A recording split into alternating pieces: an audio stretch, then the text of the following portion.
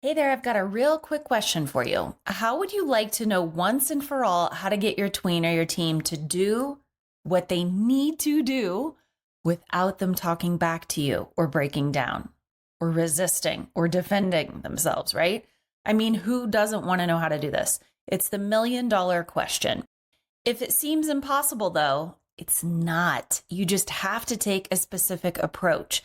So to make this real in your life, I wanted to make sure you saw that I have a free resource that's a game changer this back to school season. It's my Executive Function 101 video and workbook guide. And in just 10 minutes, you're going to have the solutions to the top 5 problems parents face in getting their tween or their teen to do what they need to do. In other words, to become leaders in their own lives, to manage their energy, responsibilities, time, and priorities. There are key things you've got to understand when it comes to them being able to do this and how you can help them at home. So don't wait. If you haven't already, grab my Executive Function 101 video and workbook guide and be ready for insights and answers fast. In fact, dozens of parents have said this free guide was better than the majority of paid stuff that they've tried. So head to theteenageguide.com/EF as in Frank 101. That's theteenageguide.com/EF101. Or you can find it in the show notes inside this episode. I'm so excited for you to get your hands on this guide. Now, back to the episode. The belief that parenting a teen is destined to be terrible is outdated and it's unhealthy. If you're like most parents, you want your tween or your teen to be kind, confident, motivated, and with a trusting, respectful relationship between you two. But how? Do you have to read all the parenting books and take all the parenting classes? Does it have to be so complicated?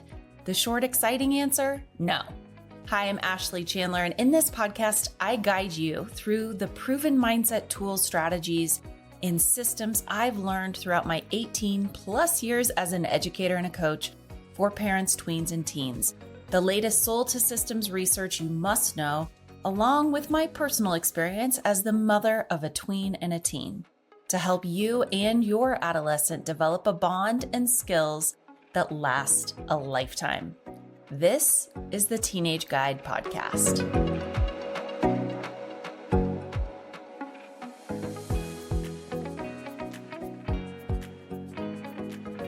Welcome back to the Teenage Guide Podcast. I am so happy that you're here. It's Ashley Wren Chandler at your service. Today's episode is going to be short and sweet, but value-packed because I'm going to be sharing the superpower that you need to practice when you're trying to do it all. So a few years ago, I had a health scare and I had to get a breast biopsy while awaiting results on my son's birthday. Yeah, the timing was insane and very anxiety producing, to say the least.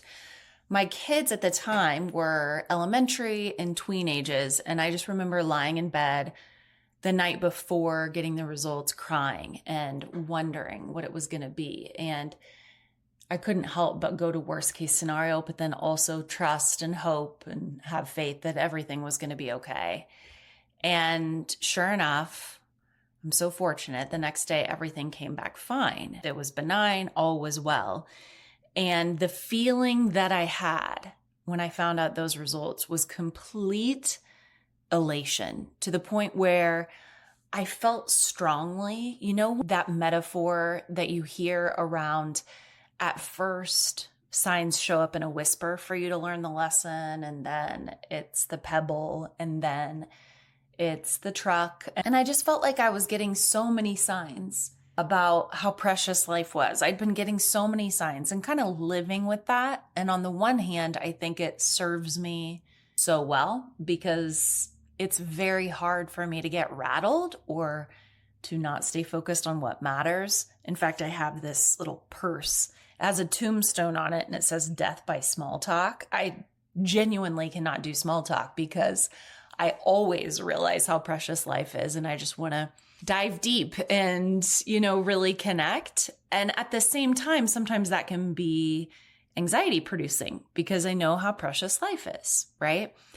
And after I got the results, I wanted to kind of encapsulate this feeling I had, which was just hope and peace and feeling so grateful all at the same time. And I practiced at the time remembering how grateful I was for a healthy body. And from that moment on, I began practicing being super kind to myself. So when I would look in the mirror, I wouldn't automatically go to my age spots or my wrinkles, but I would go maybe to features about myself that I appreciated or qualities about myself that I appreciated. And I began being more forgiving of myself when I would make a mistake and patient with myself as the years went by. And then I started going through different life events and going through grief and practicing the skill of really being kind to myself on overload. And on the other side of the major grief, still finding myself in the sandwich years, now with a teen, a tween, a business, a partner, aging parents, pets to take care of, in the midst of another busy school year, I'm still practicing this. And within each one of those areas that I just mentioned, parenting, parents, partnership, work, there are multiple layers that are woven into my day-to-day, just like you. You are also holding so much. Expectations, responsibilities, to-do lists, errands, bills, calls, appointments, committees, requests, right? Important things happening for your kid or your kids around school, homework, assignments. It's so much. The problem is when we feel stressed within one of those areas, we tend to turn to shame, fear, blame, control. This shouldn't be happening to me or us. Why is it always so hard for us or me? What's the point in trying?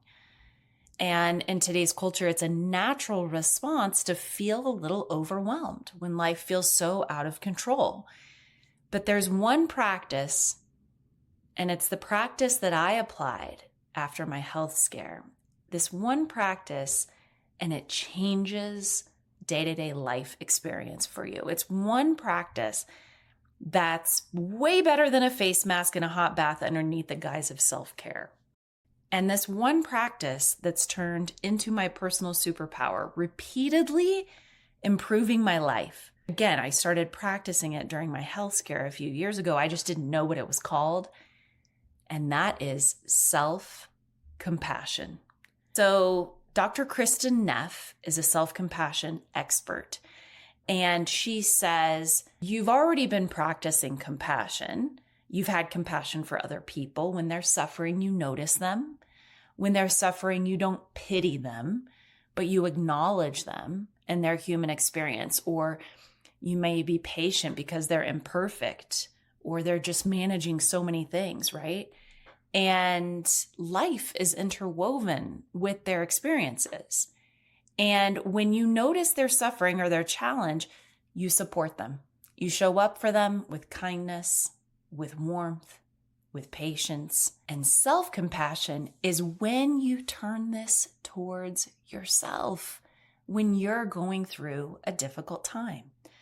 One of the most powerful things that you can do when you're faced with a challenge in the moment, whether it be on your own or with your adolescent, is to turn inward, to have self-compassion for your experience. It's only when we acknowledge our own experience and comfort ourselves without enabling any bad behavior that we're about to move forward or approach our tween or our teen with the level of emotional regulation and support they truly need to solve their challenges. And I know the school year has launched here in the US at the time of this recording, but parents, we hold so much all year long. All year long, we're holding so much. And remember, no one is more motivated, more resilient, more confident from criticism. No one is more self-aware or self-driven from shame. So the number one superpower you have when you're trying to do it all and hold it all this school year, and you inevitably can't, and you can't do it perfectly, is to practice self-compassion. Practicing self-compassion is on the path to every feeling that you want in parenting. And it's way more effective and sustainable than self-esteem.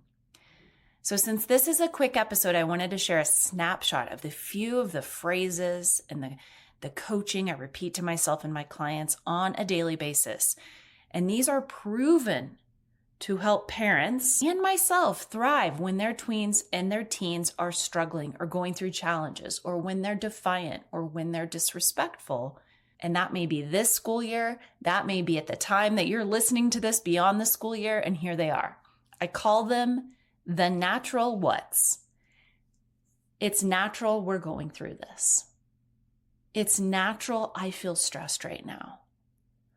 And the what's the most supportive thing I can do for myself in this moment? And I'm going to add on a bonus one here. I want you to think about if a friend was going through what you're going through right now. What would you say to them? What would you tell them? I'm sure you wouldn't shame them. I'm sure you wouldn't blame them. I'm sure you wouldn't start telling them what a terrible job they're doing. You would comfort them. You would acknowledge them. And you would remind them of the human experience. It's natural you feel a little bit stressed by that. You've been going through so much. It's natural that you snapped at your teenager because you were stressed, because it's a triggering stage, right? It's a natural response. That doesn't mean we're enabling it. If we have negative patterns, we're not going to go on. But I will tell you, one of the key steps to healing or solving a challenge is through self-compassion. So these are just a few of the self-compassion phrases and questions I suggest you practice repeating and implementing for yourself as you and your tween or your teen navigate this school year. What's the most compassionate thing you can do for yourself right now? Seriously, what's the most compassionate thing you can do for yourself after you listen to this? And remember, these are questions I ask myself moment to moment. These are phrases I say to myself moment to moment. And little did I know when I went through the health scare a few years ago, that what I was starting to practice, what I encapsulated from feeling so darn grateful for my healthy body, feeling so grateful for myself, I started to have compassion for my own experience. I mean, the truth is that I do get triggered around screens. That's actually the biggest trigger I have.